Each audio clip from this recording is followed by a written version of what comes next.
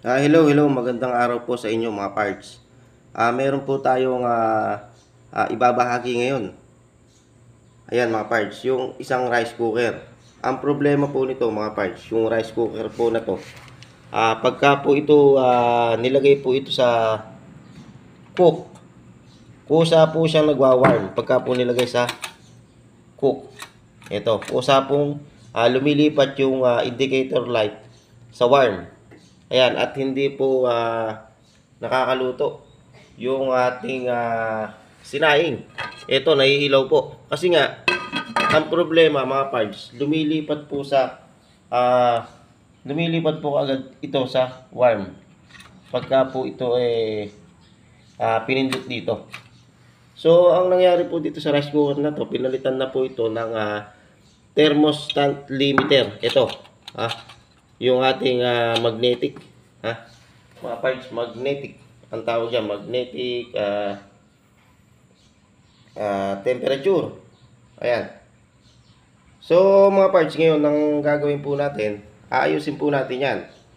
Ayan. At tapusin nyo po yung ating video para po makakuha po kayo ng idea kung sakali man pong magkaganito yung inyong rice cooker sa bahay. At kung hindi ka pa nakakapag-subscribe dito sa ating channel, mag-subscribe ka na para makakuha ka ng idea sa pag-repair ng mga gamit nyo sa bahay. Ayan, marami pa po tayong i-upload dito sa ating channel. Ayan, iba't iba po yung ating ina-upload dito sa ating channel tungkol sa pagre-repair ng ating mga gamit sa bahay. Ayan, ibinabahagi po natin yung mga pangunahing problema ng ating mga appliances. Ayan mga parts. At paki-like na rin po yung ating video at ibahagi nyo na rin po sa inyong mga kaibigan para po matuto po sila sa pagre-repair ng mga ganitong mga gamit. So okay, simulan na po natin. So ang sabi ko nga po sa inyo, pinalitan na po ito ng thermostat limiter or magnetic temperature. So ang naging problema mga parts, ganun pa rin.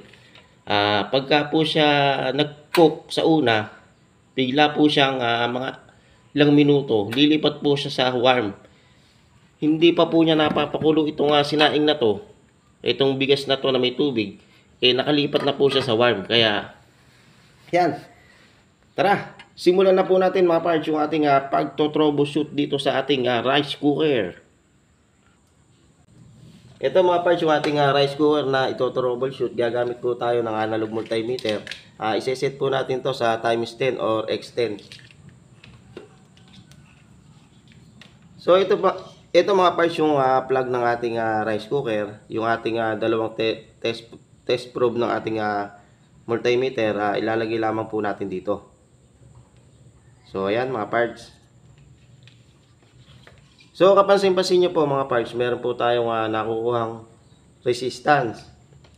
Sa kadahilan lang, meron pong thermostat heater yung ating rice cooker, saka magnetic thermostat. So, ito. Ito po yung ating thermostat heater, mga parts. Ito. Saka ito po yung ating magnetic thermostat mga parts. Pinalitan na po ito ng bago. Pero ganun pa rin. Mga parts, ano pa rin siya, nagwa-warm pagka po naka-cook na siya. Automatic po siyang nagwa-warm kaagad kahit hindi pa po luto yung ating ito, yung sinaing. Ayan o, nababad na. Kahit hindi pa po siya luto, kusa po siyang nagwa-warm. So ito mga parts. So ito mga parts, wala po kayo ditong i-adjust kasi buo naman po itong plate natin, umiinit po ito, buo po ito, wala po kayo ditong i-adjust. So buo din po yung ating fuse. Yung iba po kasi ina-adjust dito, ito ina-adjust. O yung iba naman mga parts, nilalagyan ng ansal dito para hindi siya mag-automatic. So huwag nyo pong gagawin yun, ang gawin nyo lamang po simple lang po ito. Meron po tayong piyesang papalitan dito, mga parts, para po maging maayos yung ating rice cooker. Kaya tapusin nyo po yung ating video mga parts. So ito po yung ating thermostat heater. Ito, i-check po natin to mga parts. So nakatornilyo lamang po dito to mga parts. Ayan, aalisin po natin itong tornilyo na to para pumalis po natin yung ating thermostat heater. So ito, natanggal na po natin. Ang gagawin nyo lamang po, tatandaan nyo lamang po kung saan po ito nakakonek.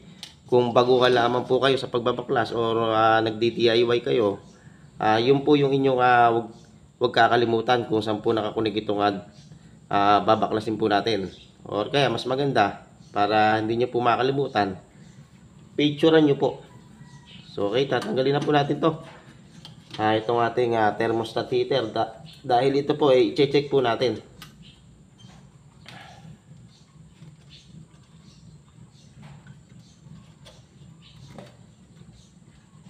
So ayan mga parts, natanggal na po natin yung isang wire ng ating thermostat heater. So ibabalik po natin dito to. Yan, ganito po mga parts yung inyong gagawin para hindi nyo makalimutan yung mga wire kung saan po ito nakakunik. Ayan. Pero kung datihan na po kayo nagbabaklas nito, katulad ko, matatandaan nyo po yung mga wire kung saan po ito nakakunik. So okay, ito namang isa ang tanggalin po natin mga parts. So aalalayan nyo lang man po. Yun. Para hindi po madisforma yung ating mga piyesa dito. Kaya dahan-dahan lamang po kayo sa pagpihit mga parts. So ayan, baka malaglag yung tornilyo. Mapapatagal pa sa trabaho pag nalaglag, okay?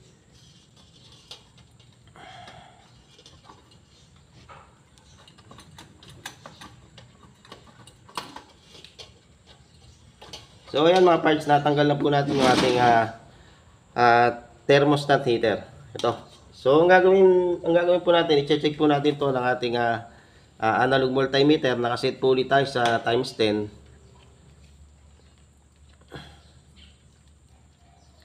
So okay mga parts, test na po natin. So kapansin-pansin niyo po mga parts. Excuse me po. So kapansin-pansin niyo po mga parts, wala po tayong nakukuhang resistance. Ayan, gumagana po yung ating multimeter. Hindi pa pala siya calibration. So kapansin-pansin niyo po, gumagana po yung ating multimeter. Ayan o. So pagdating dito sa ating thermostat heater, wala po siyang resistance. Kumuha po tayo ng panibagong thermostat heater mga parts. Ito po yung ating bagong thermostat heater, 220 volts, 40 watts. So ganun din po siya, 230 volts, 40 watts. Parehas lang po sila mga parts. So i-test po natin, ito po yung bago. So kapansin-pansin niyo po mga parts, meron po tayong nakukuhang resistance. Ayan o. So ayan o, kitang-kita niyo po, gumagalaw po yung ating multimeter mga parts. Ayan o. So dito mga parts, sa luma, ito yung luma, ito. Sa luma, wala po tayong nakukuhang resistance mga parts. So ayan o, kitang-kita nyo po, wala po tayong nakukuhang resistance dito sa lumang temperature heater or temperature controller. Dito sa bago meron. So ang gagawin po natin mga parts, ikakabit po natin itong ating bagong thermostat heater at titingnan po natin kung yun nga lang talaga ang problema, mga parts. Kaya tapusin niyo po yung ating video. So okay, kabit na po natin.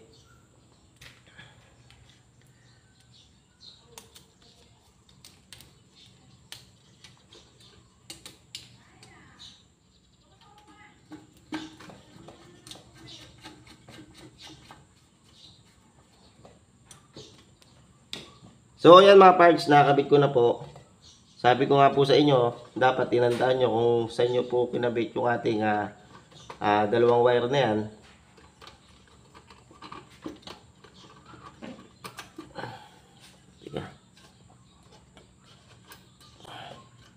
Yun. So okay mga parts, kahit baliktaran ng pagkakabit nito, okay lang kahit baliktaran mga parts, walang problema. So ito po mga parts, kakabit po natin to.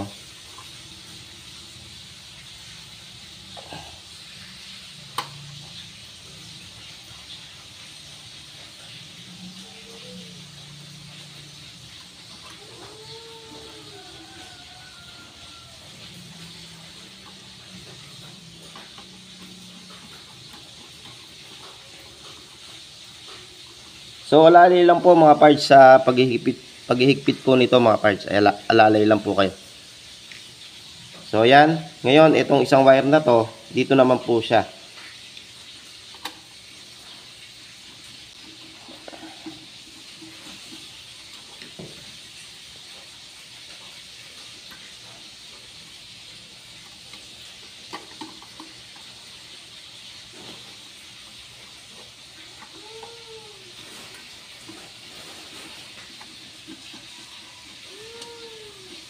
So ayan mga parts, naikabit na po natin yung ating thermostat heater. So ang gagawin lamang po natin, ilalayo po natin dito sa ating magnetic thermostat. Ayan.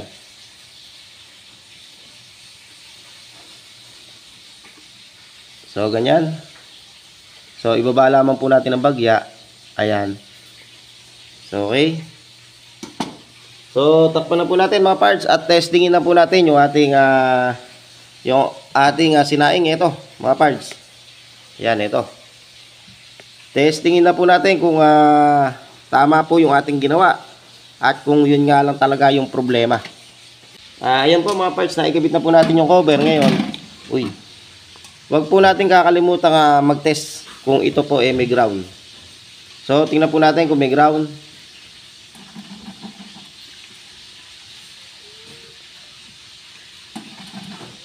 Okay mga parts, yun po ang ating wag kakalimutan. So ang gawin po natin, pindutin po natin din eh.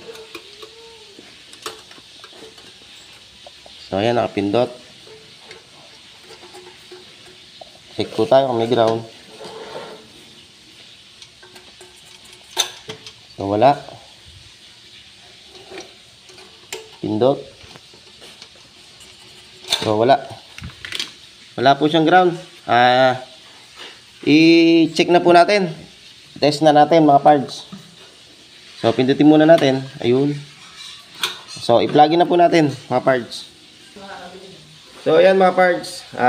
Na-i-plug in ko na po. Ayan. Na-i-plug in ko na po mga parts. So naka-warm po siya. Naka-warm. Ito. Naka-warm po siya. Naka-warm. So pipindutin po natin dito. Bababa. Para lumipat po sa cook. So ayan, naka-cook na po siya mga parts. Ayan o, pansin-pansin nyo po. So tabayanan po natin mga parts. Mga ilang minuto. Tignan po natin kung ito po lilipat sa warm. Ayan. So mabilisan lang po yung ating video. Ang gagawin ko lamang po, ipa-fast forward ko na po. Pero obserbahan ko po ito ng mga ilang minuto. Hindi ko na po kayo isasama sa ilang minuto. Dahil sa kadahilan ng haba po yung ating panonood. So, papas forward ko po at titingnan ko po kung ito po ay magwa-warm. So, okay. Fast forward. Yan po mga parts. Kita-kita nyo po, kumukulo na po yung sinaing po natin. At hindi na po siya nagwa-warm. Ayan o. Dati po kasi, mga ilang minuto lang, siguro mga 3 minutes, 2 minutes. Nagwa-warm po siya kaagad. Ngayon po, hindi na. Ayan o, mahigit 5 minutes na po siya. Ayan, kitang-kita nyo po mga parts. Yun lamang po yung ating pinalitan mga parts. Ayan, yung kanyang thermostat heater. Yung ating pinalitan dyan mga parts. So ayan, sana po nakakuha po kayo ng idea mga parts sa pagre-repair sa ating mga rice cooker sa bahay. Ayan. Ayan mga parts. Paano mga parts? Marami po salamat mga parts sa inyong patuloy na panunod. At palagi po kayong mag-iingat at magdadasal sa ating Panginoon.